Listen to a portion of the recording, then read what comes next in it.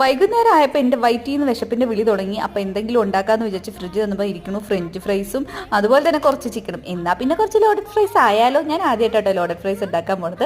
അപ്പോൾ ഞാൻ ആദ്യം തന്നെ ഫ്രഞ്ച് ഫ്രൈസ് ഒക്കെ വറുത്ത് മാറ്റി വെച്ചു, ചിക്കൻ വറുത്ത് വെച്ചു. അതിന് ശേഷം ദേ കുറച്ച് വൈറ്റ് സോസ് ഉണ്ടാക്കുകയാണ്. വൈറ്റ് സോസ് ഒക്കെ എൻ്റെ ആയിട്ടുള്ള രീതിയിൽ അങ്ങ് തട്ടിക്കൂട്ടുക കേട്ടോ. ഇതുണ്ടാക്കി പകുതി എത്തിയപ്പോൾ ആലോചിച്ച് അയ്യോ ചീസ് ഇടാൻ മറന്നു എന്ന്. പിന്നെ ഞാൻ കുറച്ച് ചീസ് ബ്രെഡ് ഒഴിച്ച് പാൽ ഒഴിച്ച് നന്നായിട്ട് മിക്സിയിൽ അടിച്ച് മാറ്റി വെച്ചു. അപ്പം നമ്മുടെ ചിക്കൻ റെഡി ആയിട്ടുണ്ട്.